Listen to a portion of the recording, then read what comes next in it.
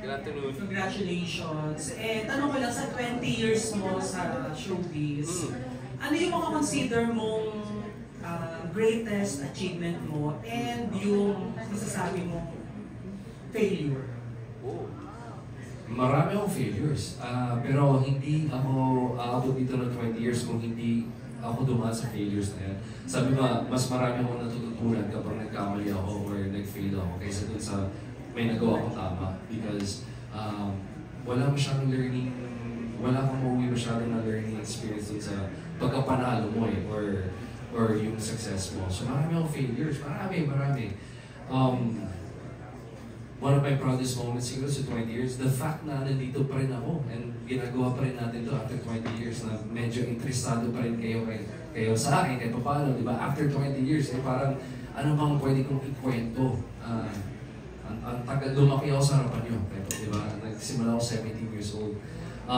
Pero that's why sobrang ganado ako pag may bagong proyekto ako kasi yun yung makikita niyo ako in a different light, di ba? As an actor, I can show you different characters, different stories. So, honestly, yung main focus ko sa karera ko is not being a celebrity but being an actor. Kasi as a celebrity, bored na kayo sa akin. Wala na kayo nakuha sa akin, honestly, di ba? Alam niyo na lahat tungkol sa akin. Alam niyo na mahilig ako sa basketball, mahilig ako mag-beach, kung ano naman. Pero as an actor, I'm always going to surprise you guys. Yun yung goal ko. So yun, ang pinaka-proudest moment ko is nandito pa rin ako nakupo sa harapan nyo after 20 years. Next question ko, Je. Ano yung reaction mo dun sa mga fans na nagsasabi na kinukompare ka na yung kay Coco Martin dahil actor, director, and mukhang may plano man rin mag-produce? Well, yung plano mag-produce, hindi na siya plano, ginagawa ko na po sa Reconnect. But yeah, of course, nauna si Coco eh. Kumaga parang binigay niya parang blueprint, di ba? Which is, si Coco kasabay ko nung tayong dalawa. With Kim. Yes, and so parang hindi ko bilib ako sa kanya. Kasi ang hirap, sinasabi ko kasi dahil na-experience ko, mahirap siya talaga. Pero sinabi ko nga kay Jake to nung isang araw, pero para ma-build niya yung kung ano na-build niya, sobrang bilib ako. Am I trying to copy it? Of course, I'm trying to pattern yung success, pero with my own Gerald Anderson touch, di ba? Siyempre. But the inspiration is coming from Coco, and sana katulad nila na mga younger ones, sana ma-inspire ko rin sila to do more para sa industriya natin. And last question ko, Jeff. Bilang director, sino yung naiisip mo or gusto mong i-direct someday sa teleserye or pelikula? Bilang director lang. Bilang director, sino mga... Alam mo, ako wala akong specific na tao, pero gusto ko yung yung mahal nila yung trabaho nila. Sa awa ng Diyos, itong Sins of the Father, lahat ng cast sobrang passionate sa ginagawa nila. Kaya nung pinadirect ko sana mga eksena, hindi ko yan magagawa kung hindi sila yung nakakasama ko dahil na mahal nila yung trabaho nila. Wala akong mabigay na pangalan, but basta mahal niyo po yung trabaho niyo, tara, gawa tayo ng proyekto. Di ba? Go! Thank you. Thank you very much. And now, sabi nga natin kanina, live tayo. May mga questions tayo coming from our online world. So this is a question from Facebook. Ang question is, if you were to remake your previous show or movie, what would it be and why? Kung may chance to remake. Ulitin. Siguro ang sa atin ulitin yung sana maulit mo yung first ever teleserye ko. Kasi parang na-inlove ako po sa isang babae, and kaso kukunin na siya ng kamatayan. And ako na nakakita kay kamatayan. Nasa akin po yung relo para mag-turn back yung time. I would love to do that again kasi ang ganda ng konsepto. And syempre, 17, 18 years old ako noon, so parang hindi po maayos at magaling trabaho ko pa noon. So Hindi ka parang, satisfied? hindi ako satisfied eh, kaso wala na akong magawa dahil tapos na. But that would be a nice project. Pero tayong dalawa, of course, tayong dalawa. Ang sarap din, you know, alam mo sa totoo, kahit hindi, actually, sinabi na namin ni Jake to eh, and I think si Boba sabi, ang sarap na i-remake ng ibang artista or mga ibang tao kasi ang ganda pa ng mga character doon. So, yeah. Kung may nakikita kang mag-remake kung sana maulit muli, meron ka bang idea kung sinong bagay dun sa roles na yun? Na ginampanan mo? Wow. Alam mo, siguro si Jay at saka si Pia. Yeah, yung mga young ones. That would be, kasi nasa ganun edad, ilan taon na ba sila?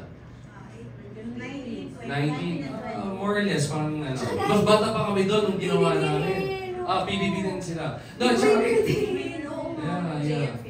Pero it's more of the nakikita ko sa trabaho nila. So, yun. Pwede. Ooh, nice. Okay. Now let's go to our next question from Sir Eugene Assis of People's Journal. Hello. Good afternoon. Hi, Jeff. Hello po. Parang lahat yata ng mga roles mo na gustuhan ko sa movies, but I cannot forget yung sa On the Job with Joe Grabion. Grabe. At saka yung medyo nasa spectrum na budoy. Yeah. So, meron pa ba na gusto mong gawin? Parang lahat na ng karakter na gawa mo. Naku, huwag naman po sana. Ibig sabihin, tapos ako career ko kung nagawa ko na ba. At sana hindi ko pa. Lagi naman yung next role ko is always my dream role or I try to make it my dream role na kahit gano'ng kaligit o gano'ng kalaking yung character, I always try to make it as interesting as possible, yung kahit, di ba? So, marami pa akong gustong more than the character, yung mga kwento po, marami pang kwento na po. After ito, diretso po ako sa ABS kasi may mga ipipresent pa ako ng mga ibang proyekto na gustong gawin. Wow! Yeah, so marami pang kwento and ang goal ko po lagi is sana po lagi may social awareness kasi dun ako naniniwala talaga yung may matututunan yung audience natin. Kasi marami na tayong mga kwento na love story or kung action man.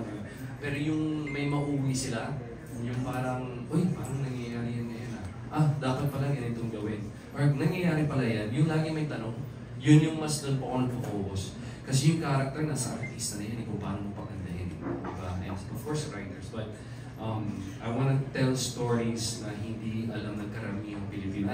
I'm excited for 2026 dahil marami po kayong makita. Okay. Tapos, pwede bang, hindi naman very personal, pero medyo parang personal. Okay, parang pero hindi kayo sure kung gano'n ka personal. Sige, tingnan natin gano'n ka personal to. Hindi na lang po kayo malalim? Anyway, parang nag-ano ka naman, you admitted na you're single now, right? Okay. Okay. Medyo personal nga yan. Okay. So, how is it being single? How is it being single? It's been okay. Syempre, I mean, marami namang ito po ay focus ako sa growth as a person and building sa career ko and building sa pagkatao ko. Dahil wala naman siguro perfectong tao. So, being single right now is I'm taking time talaga to, absorb yung, pag-aralan ko ano ba mga pwede ko pang improve bilang isang tao. As a person. But are you looking forward to another relationship? Am I looking forward? Yeah, I have to be the best possible person bago ako pumasok sa ganung relationship. Okay. Thank you very much. Thank you. Medyo personal yan, ha? At saka nagpalakpakan lahat sa personal relationship. Are you looking for a relationship? Hindi kayo nagpalakpakan sa mga korektong gagawin. Doon kayo nagpalakpakan.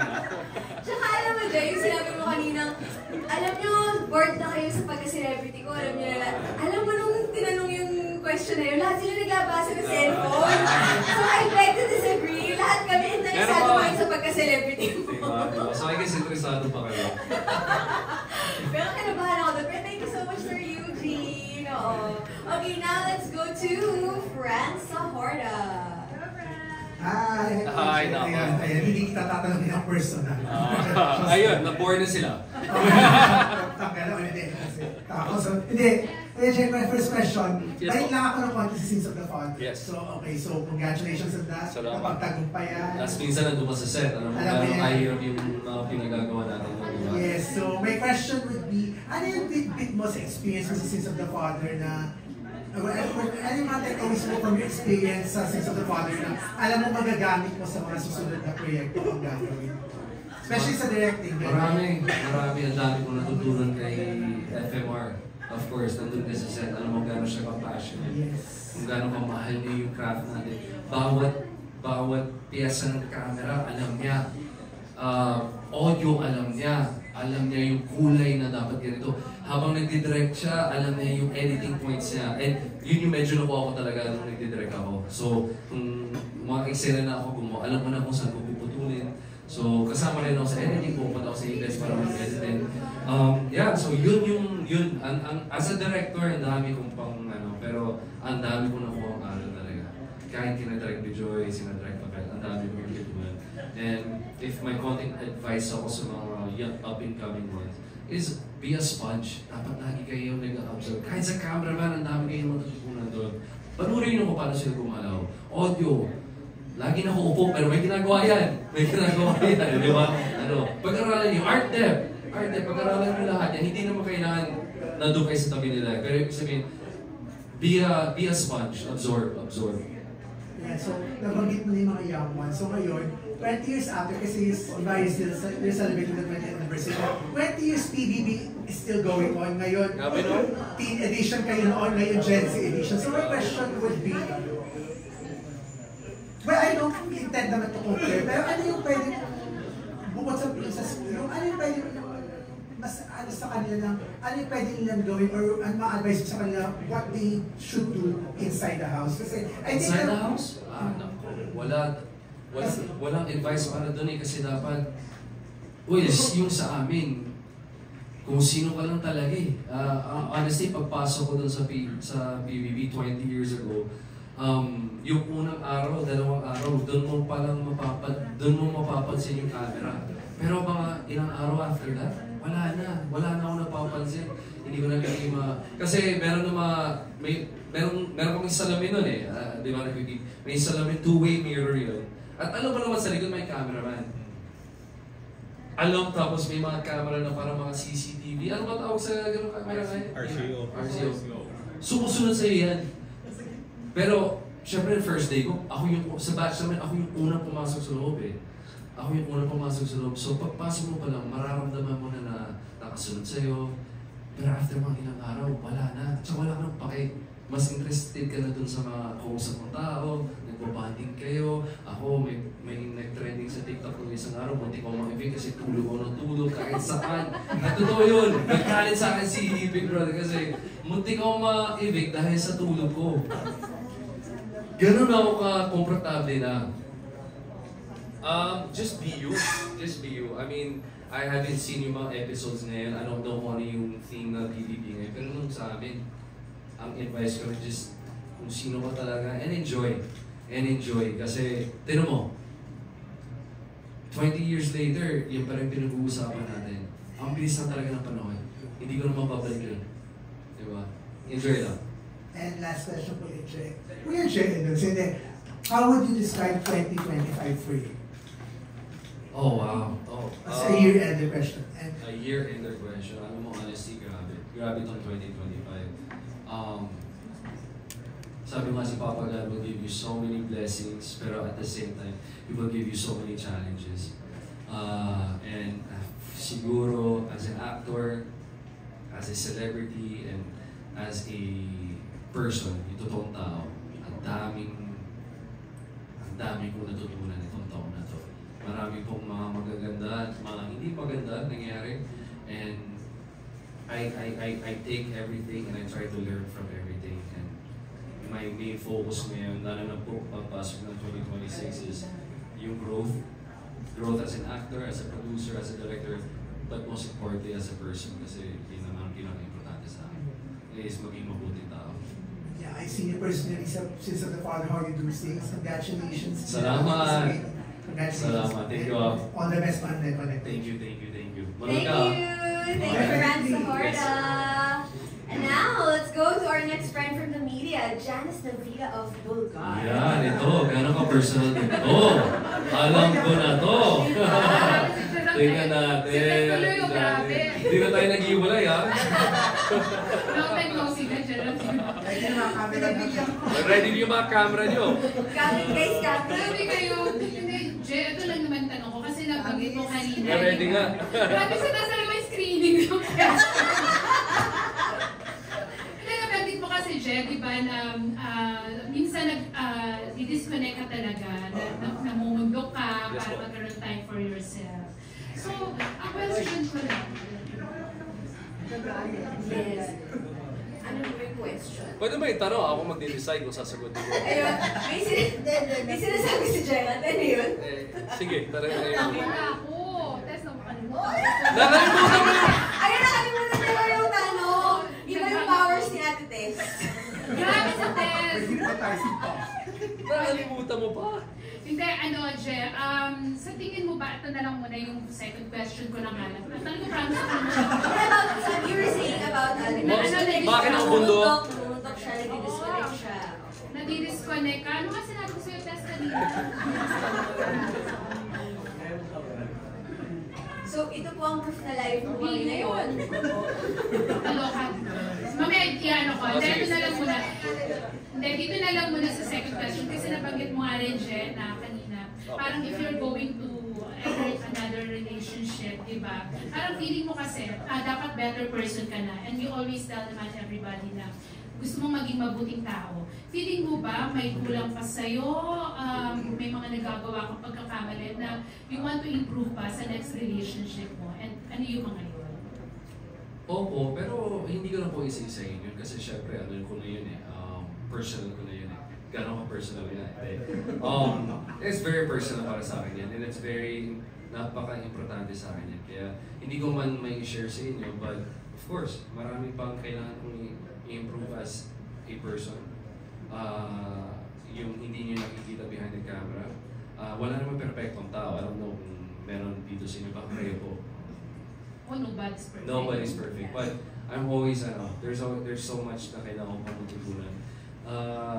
And be a better person. Pero, pag sinabi ko personal yun, hindi ibig sabihin na wala kayong karapatan na. It's just, sinasabi ko personal kasi inaayos ko pa. Inaayos ko pa. So, pero ready ka naman kung sakali na sabihin sa lahat. Na? Yung mga kailangan mong i-improve kapag naano mo na. Hindi ko, wala akong plano at hindi ko naman talaga sasabihin kasi ako yun eh. Ako to eh. Diba? Kung meron kayong gusto itanong sa akin sa pag-direct or karapatan nyo yan and I owe that to that. But may mga matitira para sa akin. Ito na, naalala ko na yung first question. Naalala pa na? Okay. Yes. Sabi ko nga, di ba may times na nag-disconnect ka? Pwede bang malaman kung ano ba yung mga most hurtful words na natanggap mo in your 20 years in showbiz na nagtulak sa'yo para mamundok, mag-disconnect minsan? No, walang words. Walang words ang makakasakit sa akin kasi I'm also hard on myself in terms of sa trabaho ko. Kumbaga walang but alam mo sa 20 years ko na sa negosyong ito, kung anong tingin sa akin ng isang tao, kung ayaw sa akin ng isang tao, kahit anong gagawin ko, hindi ko na mababagong isip. At hindi ako buhay, hindi ako pinanganak ng nanay ko para maging okay doon sa taong na hindi ko kilala. Diba? Lalo na po ngayon. That's why ginawa ko rin itong reconnect. Kasi nga, yung social media, wala na eh. Wala na. Kung anong gusto nyo sabihin ng tao, kung anong, sinabi ko nga sa ito eh, kung anong balita na gusto nila ibalita, kung anong fake news ang gusto nila sabihin, may karapatan na sila eh. Kaya ikaw bilang artista or celebrity, huwag na i-stress yun. Huwag na i-stress yun kasi opinion nila yan. Gawin mo lang yung best mo araw-araw. Darating ka, makipag ka sa mga tao, magtrabaho ng marangal at ng patas, you'll be okay. But may mga tao na hindi mo talaga mapapasaya. Kahit anong gawin mo, kahit ikaw hindi mo mapapasaya. So, hindi ko, sa totoo lang, hindi ko yan kung gusto ko mabundok, hindi dahil sa ganong, it's because sa personal reasons ko or gusto ko ng katahimikan. Ayaw ko mabasa kung ano sinusulat mo tungkol sa akin. Hindi. Joke natin dyan. Pero alam nyo na yan, ako naman, pagdating ko naman sa inyo sa media, never ako nagkaroon ng sama ng loob or ganyan. No, I love you guys. Kasi kayo ay malaking parte ng career ko at sa mga proyekto ko. Alam ko naman, may mga 20 years later, siguro, kaya ko na sabihin kung ano yung mga tanong na gusto kong sagutin. Hindi, karapatan ko rin yun eh. But, yeah, just, kung may maiuwi, kung may mga nanonood ng mga batang Star Magic, huwag kayong mag-focus doon. Focus lang kayo sa trabaho, kung anong pwedeng madala kumbaga, what you bring to the table. Pag may narating kayong isang status, huwag nyo rin kalimutin yung mga kasabay mo. Or give, tumulong kung kaya. But, sana may sense yung sinabi ko. Yeah, full of wisdom. And for that, I love you, Gerald. I love you. Sobrang personal yun, ha? Gerald and Janice, may bago pa tayo lang. Ako, malilink ka sa akin. Abangan ang headline, Janice Navida of Sugar at Gerald Anderson. But thank you so much, Miss Janice Navida. Andito ka every month sa Star Magic Spotlight Press Con. Thank you po. Okay, so meron pa po ba tayong mga magtatanong? Okay, so mukhang okay na tayo, guys. Busog na tayo sa lahat ng info about the latest happenings sa life ni Gerald Anderson. So Gerald, before we let you go, do you have a final message to all of your supporters for their 20-year support to you? O baka may mga baguhin na nag-support sa'yo? They're watching right now. First of all, thank you to Star Magic. Maraming salamat for this. Like I said kanina, everyone na naging part sa career ko, sa journey ko, sobrang nagpapasalamat ako. All the experiences, good and bad, all the failures and success, I'm always thankful for that. Sa lahat ng supporters ko mula nung 17 years old ako hanggang 36 years old, marami pong salamat. Mahal ko kayong lahat. Sana po, ngayong Pasko, December 25, isang entry po sa MMFF. Sana po ay makanood kayo sa sinyan. Promise po, ano po yung mensahe na gusto namin parating sa inyo. So sana ngayong Pasko ay masama yung buong pamilya mo and reconnect. And of course, Merry Christmas po sa inyong lahat.